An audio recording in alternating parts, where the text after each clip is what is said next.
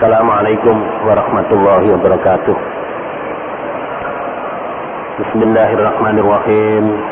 Innal hamdalillah nahmaduhu wa nasta'inuhu wa nastaghfiruh wa na'udzu billahi min shururi anfusina wa sayyiati a'malina. May yahdihillahu fala mudilla lahu wa may yudlil fala hadiya lahu. Wa asyhadu an la ilaha illallah wahdahu la syarika lahu. Wa asyhadu anna Muhammadan abduhu wa rasuluhu la nabiyya ba'dah. Allahumma shalli wa sallim ala Muhammad wa ala alihi wa ashabihi wa mawala. Amma ba'du, ma'asyiral muslimin rahimakumullah. Alhamdulillah, segala puji hanya untuk Allah yang telah melimpahkan nikmat karunia-Nya kepada kita semua, baik nikmat lahir maupun batin, yang mengantarkan kita bisa hadir di masjid ini untuk mensyukuri nikmat tersebut. Semoga dengan ini Allah menambah nikmatnya kepada kita semua, sehingga kita menjadi orang-orang yang senantiasa bahagia dan semakin berbahagia dalam hidup dan kehidupan ini.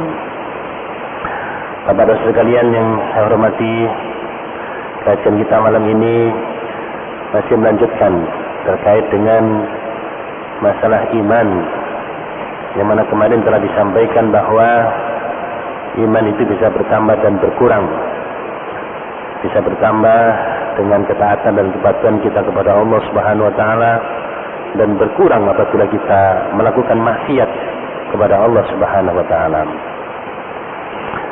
Karena itu kita harus berusaha untuk menjaga iman ini stabil, bahkan bisa menguat,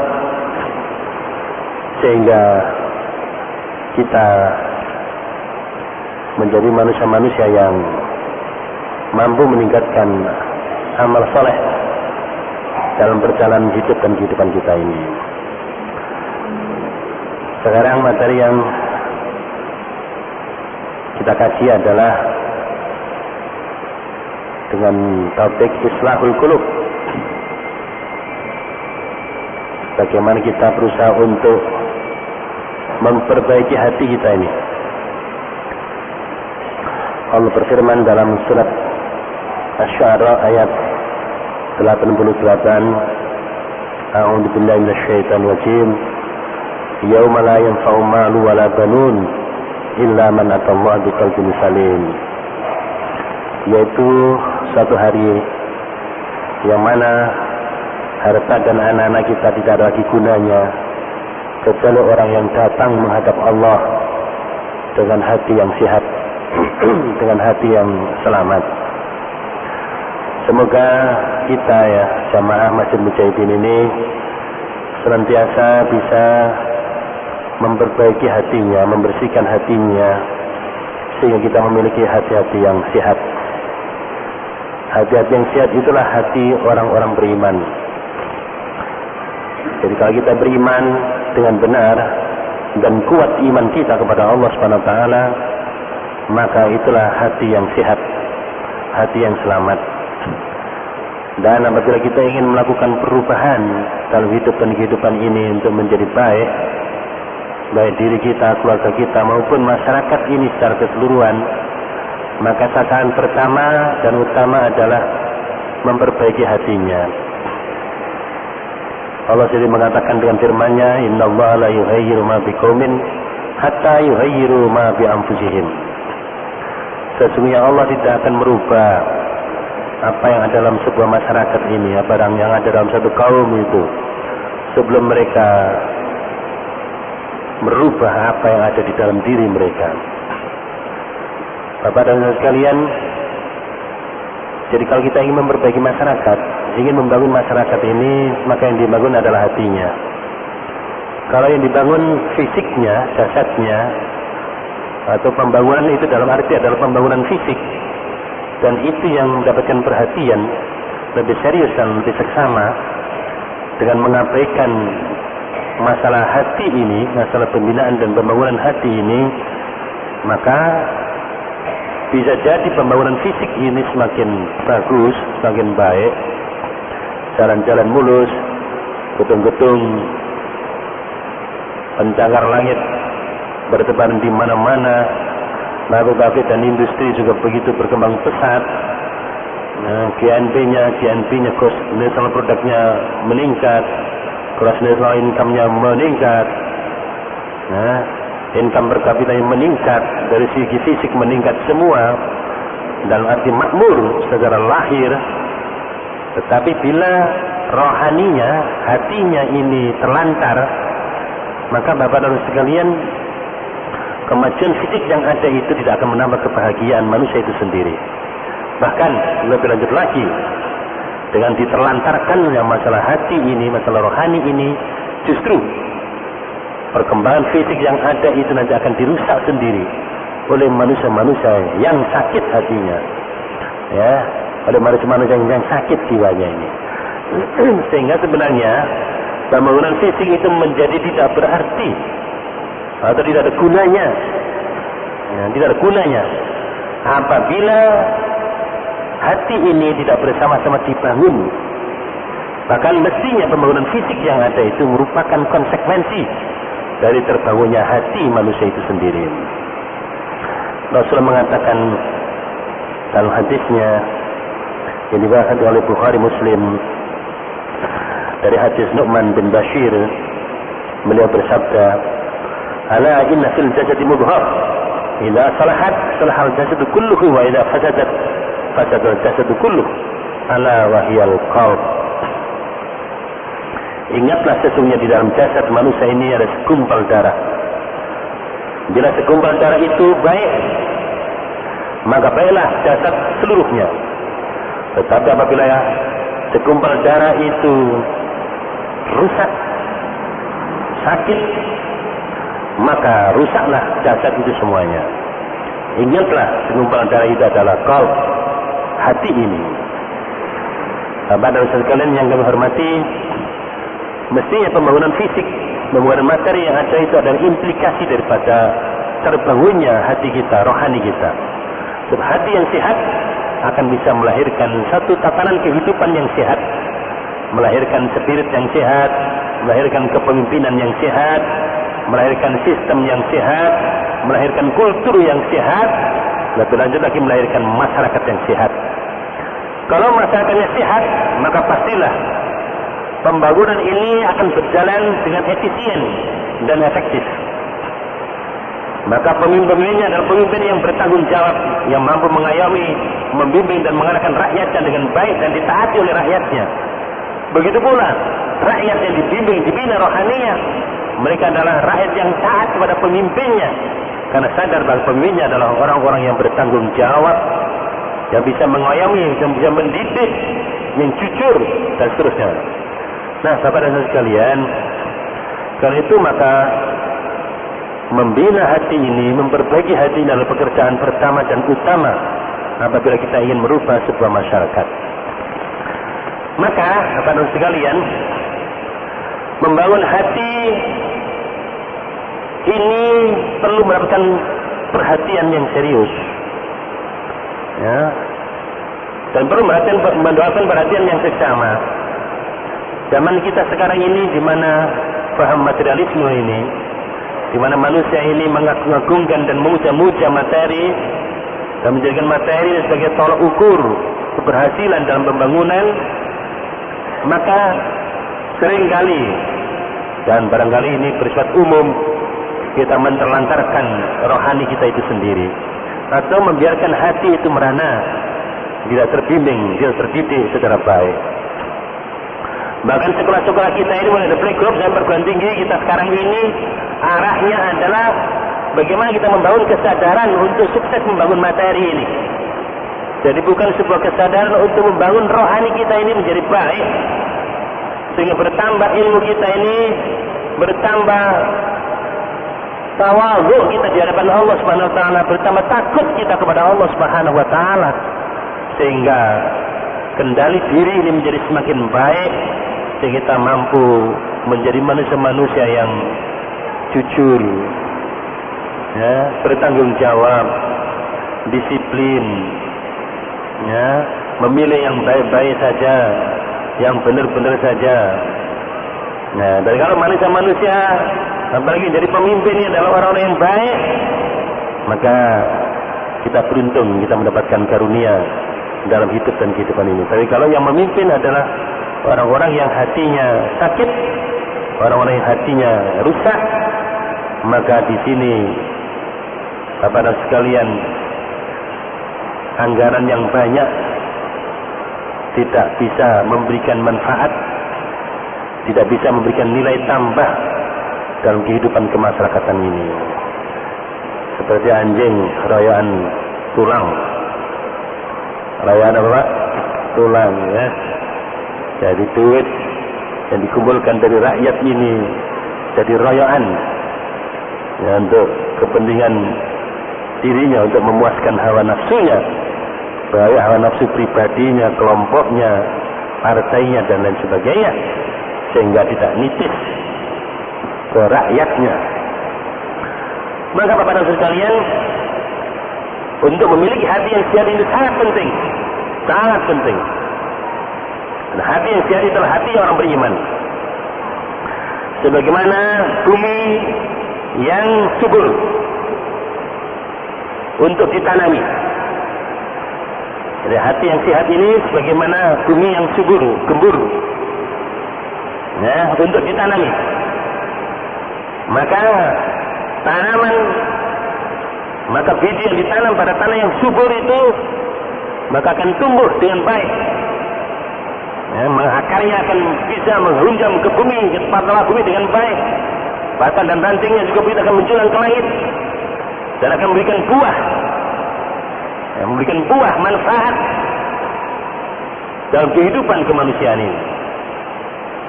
Kita akan menjadi manusia yang terbaik. Kata Nabi, khairun nas anfa'uhum linnas. Terbaik manusia adalah orang yang paling bermanfaat di antara kalian terhadap manusia yang lain. Nah, Bapak dan sekalian, karena hati yang bersih, hati yang sehat, hati yang selamat ini seperti tanah gembur yang bila ditanami maka tanaman akan tumbuh merekah dengan baik. Maka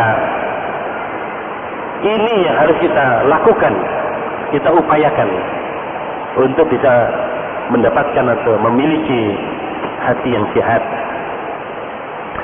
Tanda-tanda hati yang sehat diantaranya, nah ini mestinya setelah Ramadan ini kita yang habis dicuci sama sebulan yang lalu di bulan Ramadan itu, maka kita kembali kepada fitrah kita, kembali kita memiliki hati yang sehat, sehingga setelah Ramadan itu ya, hati kita ini memiliki ciri-ciri, diantaranya adalah di sini disebutkan adalah al-iqbalu alal haq, bahwa hati yang sehat itu mampu menerima kebenaran ini dengan baik. Jadi indikasi hati yang sehat itu adalah menerima kebenaran. Kalau ada orang tidak bisa menerima kebenaran, maka indikator itu hati yang sakit. Bapak sekalian ya. Jadi kalau ada orang tua menyampaikan kebenaran atau anak-anak kecil menyampaikan kebenaran, maka bagi orang yang memiliki hati yang bersih, hati yang suci, hati yang sehat, maka langsung ditangkap kebenaran itu, langsung diterima dengan sepenuh jiwa dan raga, 100% diterimanya. Ya. Tidak lagi melihat menimbang gak jadi loh gitu. Betul banyak nasihat yang disampaikan oleh para dai, para khatib di atas mimbar hanya enak untuk didengarkan saja, tetapi tidak siap untuk dilaksanakan, tidak siap untuk diterima untuk dilaksanakan. Ada yang seperti itu. Bapak dan sekalian yang kami hormati, hati yang sehat ini akan berusaha untuk memahami, mengenal kebenaran itu dan selanjutnya mengikutinya. Jadi hati yang sehat itu berusaha untuk mencari kebenaran, mendatangi tempat-tempat di mana kebenaran itu disampaikan, ke majelis-majelis taklim, ke halaqah-halaqah taklim, ke madrasah-madrasah, ke lembaga-lembaga ilmu pengetahuan, berusaha untuk datang mencari, ada upaya berkorban, berjuang karena menyadari bahwa kebenaran itu adalah kebutuhan hati ini, dalam rangka untuk memperoleh kebenaran dan untuk diikutinya dan ditekankannya dalam kehidupan ini. Lalu menyatakan dalam firman-Nya surat Asy-Syu'ara ayat 88, "Fabashshir ibadil ladzina yastami'una al-qawla fayattabi'una ahsanah. Ulaika alladzina hadahumullah wa ulaika hum ulul albab."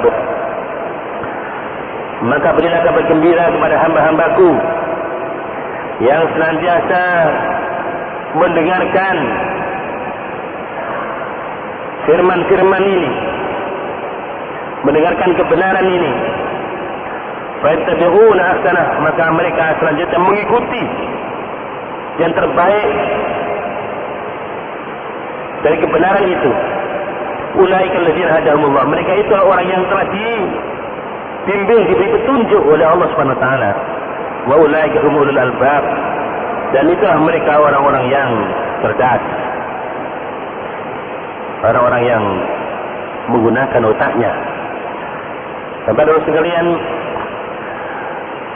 jadi orang-orang yang sehat hatinya, maka dia berusaha untuk senantiasa memanfaatkan, mensyukuri karunia yang ada dalam dirinya, yang merupakan media, sarana untuk bisa memahami kebenaran, menangkap kebenaran itu, yaitu pendengarannya, penglihatannya, dan selanjutnya hati nuraninya. Allah Subhanahu wa taala telah memberikan penglihatan, pendengaran, dan hati nurani. Maka bagi orang yang bersyukur terhadap karunia tersebut, akan digunakan, akan dimanfaatkan untuk mendengarkan ayat-ayat Allah, melihat ayat-ayat Allah, dan memahami ayat-ayat Allah, sehingga semakin bertambah ilmunya dan semakin memperkokoh keyakinannya, memperkuat hatinya. Bapak-bapak sekalian yang kami hormati, sayang mestinya bapak sekalian yang ngaji ini banyak mestinya gitu ya. Orang Islam di Indonesia ini apa namanya? Banyak. Tapi yang datang kan beberapa saja, ya.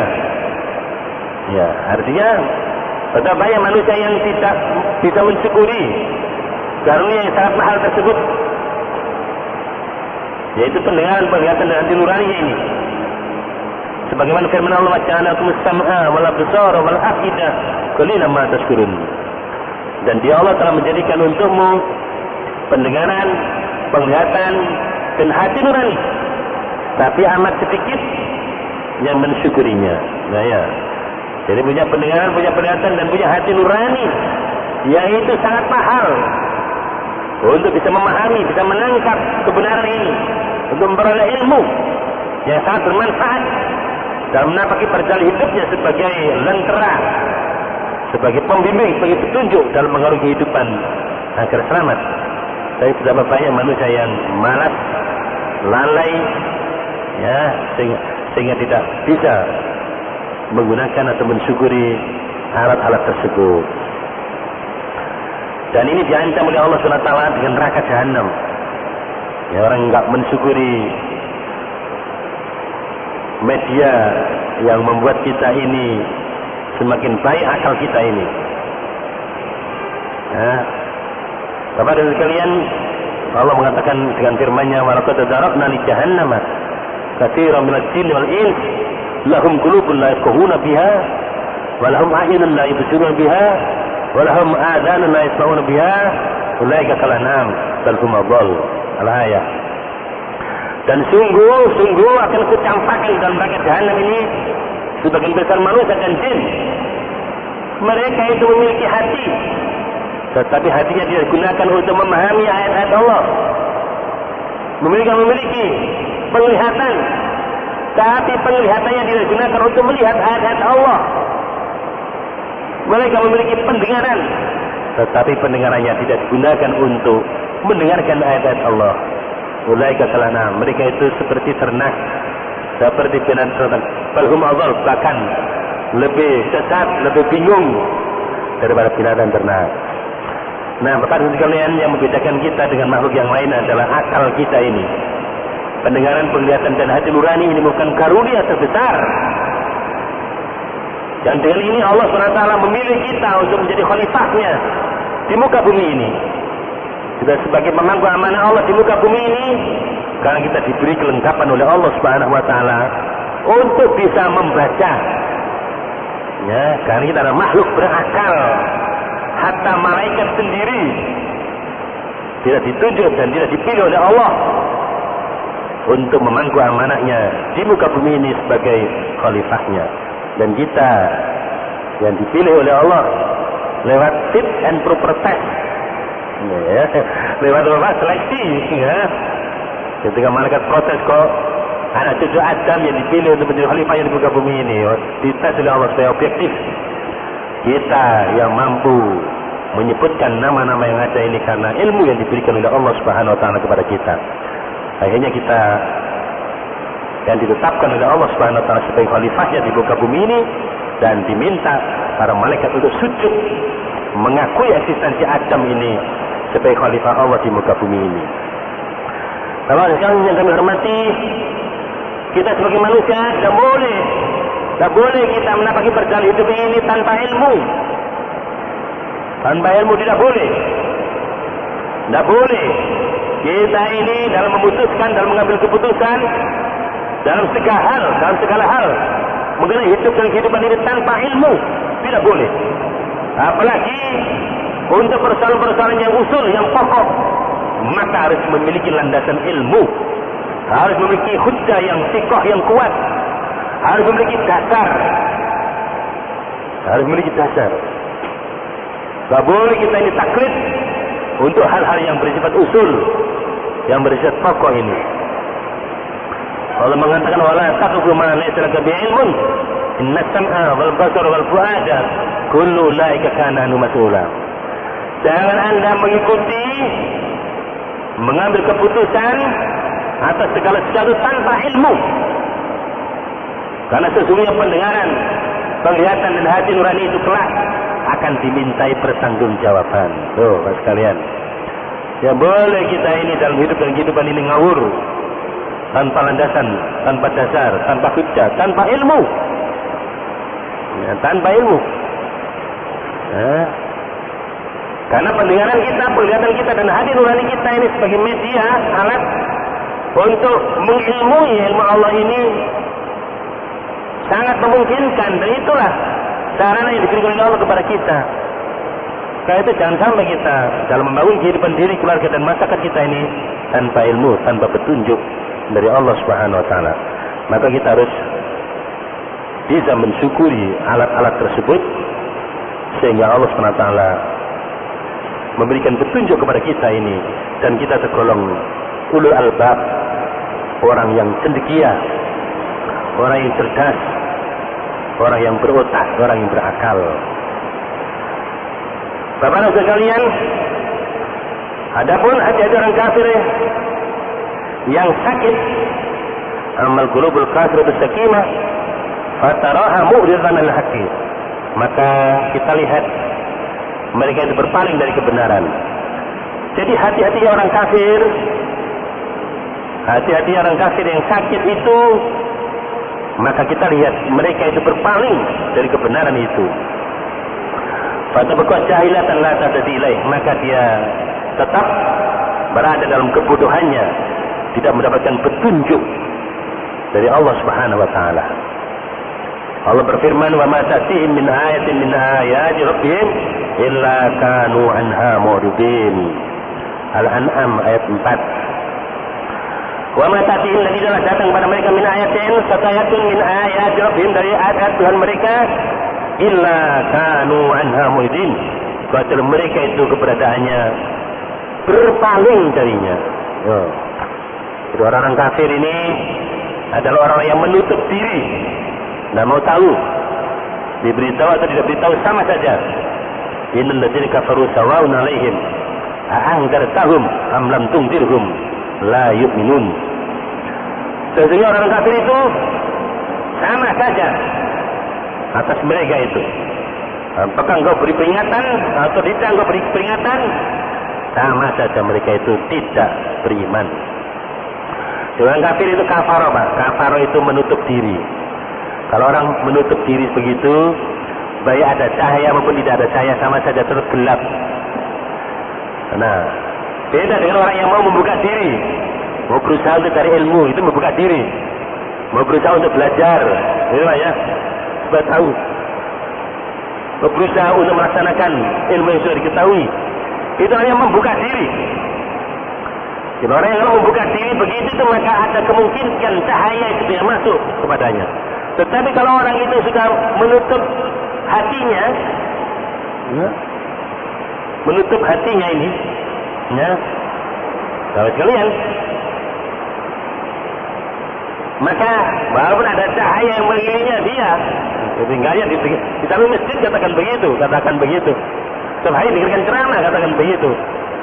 Tetapi kalau hatinya sudah tertutup seperti itu, maka peringatan-peringatan yang ada itu tidak ada gunanya. Karena itu maka harus dimulai dari usaha kita ini, ikhtiar kita ini. Harus ada upaya.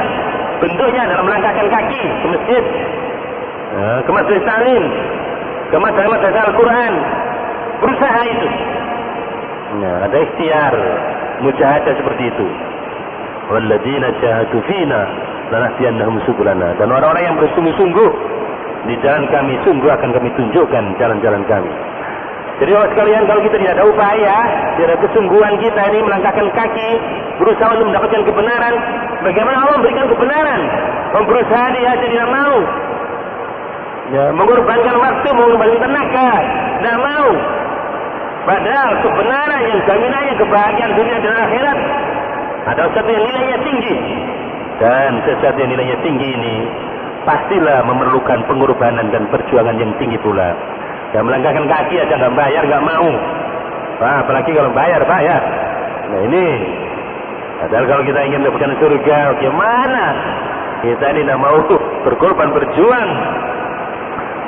Am hasibatum an tadkhulul jannah walamma ya'lamillahu alladziina jahadu minkum wa ya'lamas sabirin. Apakah kalian mengira akan masuk surga? Apakah kalian mengira bahwa kalian akan masuk surga? Padahal belum terlihat, belum nyata di sisi Allah. Mana di antara kalian orang-orang yang mau berjuang, dan mana di antara kalian orang-orang yang sabar? Dan kalau kita nggak mau berkorban, nggak mau berjuang, nggak sabar dalam perjuangan ini, ya saya kira mimpi untuk bisa mendapatkan surga itu Bapak sekalian bertanya. Jadi kalau mendapatkan surga yang penuh dengan kebahagiaan, penuh dengan kenikmatan seperti itu, udah datang ngaji aja malas, cari ilmu malas itu gimana? Nabi dan sahabatnya bukan datang ngaji, tapi setelah mendapatkan ilmu langsung dilaksanakan, diperjuangkan. Walaupun menghadapi tantangan dan rintangan, menghadapi musuh bebuyutan, yang resikonya adalah harta nyawa. Di ayat yang lain Allah mengatakan, "Am hasibatum an tadkhulul jannah walamma ya'tikum mathalul ladzina khalau min qablikum masatumul ba'sa wad-dharra wa zulzilu hatta yaqula ar-rasul wal ladzina amanu ma'ahu mata nasrullah ala inna nasrullahi qarib." Apakah kalian mengira bahwa kalian akan masuk surga padahal belum datang kepada kalian sebagaimana telah datang kepada umat sebelum kalian? Mereka ditimpa malapetaka, mana bahaya, ditimpa kesengsaraan.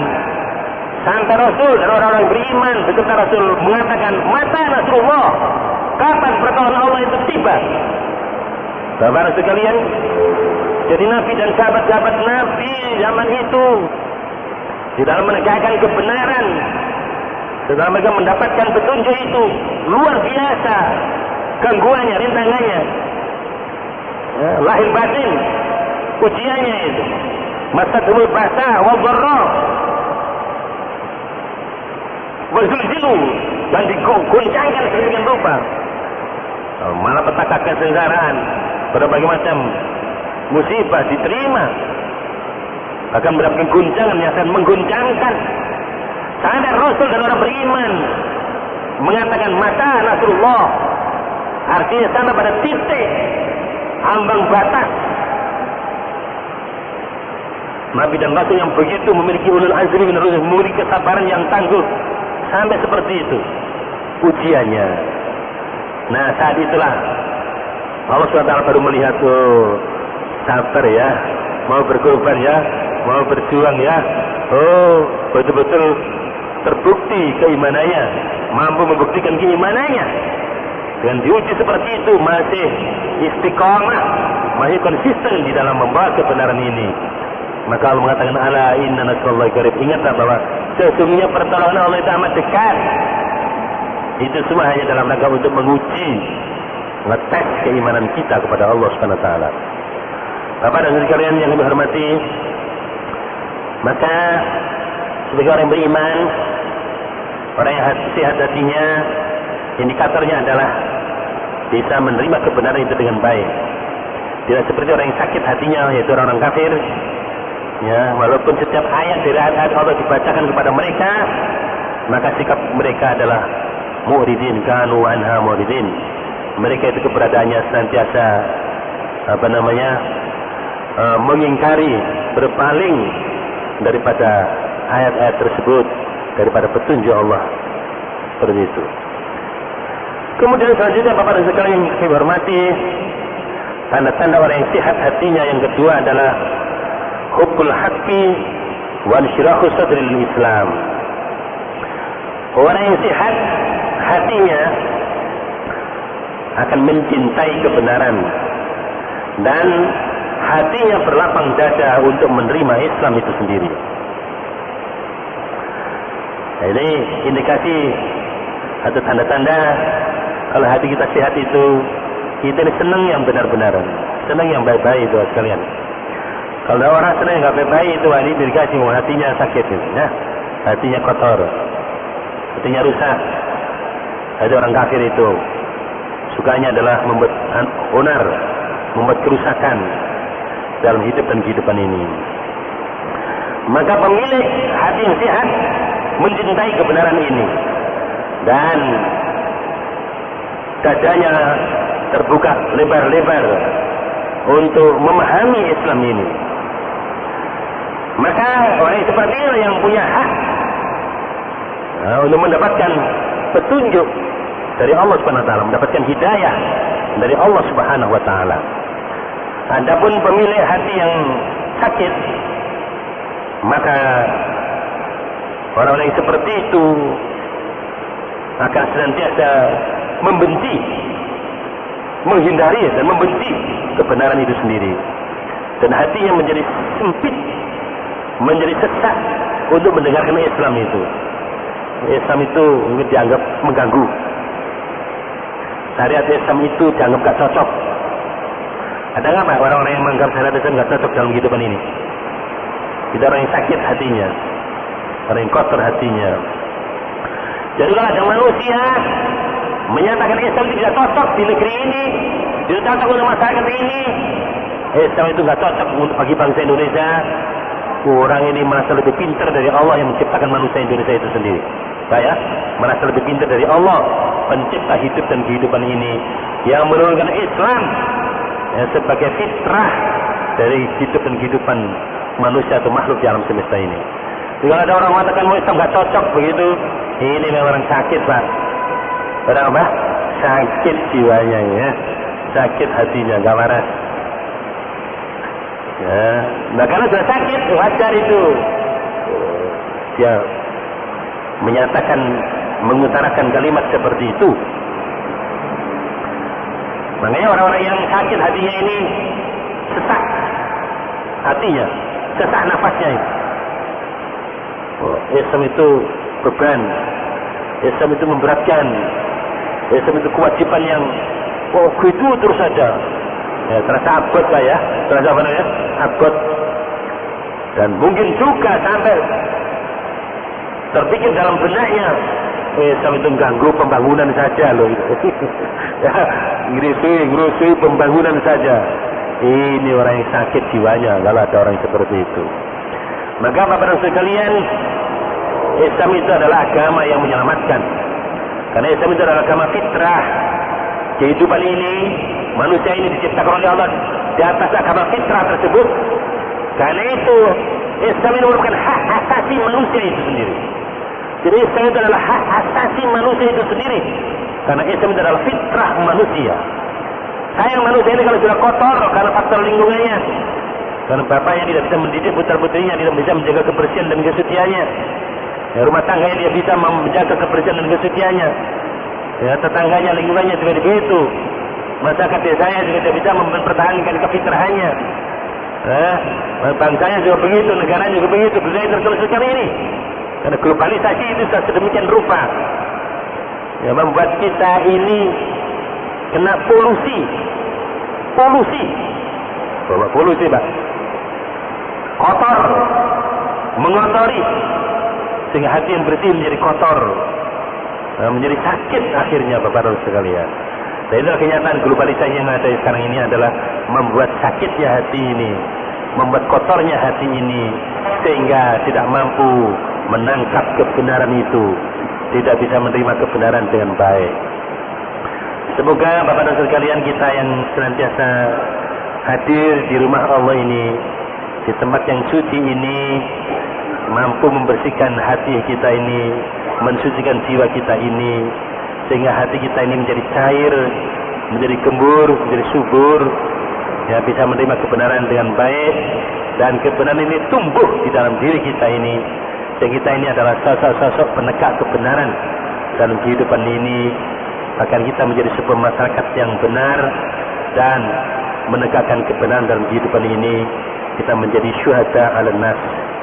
Kita menjadi patron dalam kehidupan bermasyarakat ini. Semoga Allah Subhanahu wa taala menilai mujahadah kita ini dengan tetesan hidayahnya, sehingga perjalanan kehidupan ini terbimbing oleh petunjuknya, dan kita menjadi manusia yang selamat dalam mengalami perjalanan hidup dan kehidupan ini. Mungkin ada yang menambah atau bertanya. Masih beberapa poin ini, insya Allah nanti bisa kita lanjutkan. Ini ada 6-7 poin yang terkait dengan islahul qulub ini, perbaikan hati ini. Baik, bila tidak ada yang menambah atau yang bertanya, kita sudahi dengan doa kafaratul majelis. Subhanakallahumma rabbana wa bihamdika asyhadu an la ilaha illa anta astaghfiruka wa atubu ilaik. Wa sallallahu ala Muhammadin wa alihi ajma'in. Walhamdulillahirabbil alamin. Wassalamualaikum warahmatullahi wabarakatuh.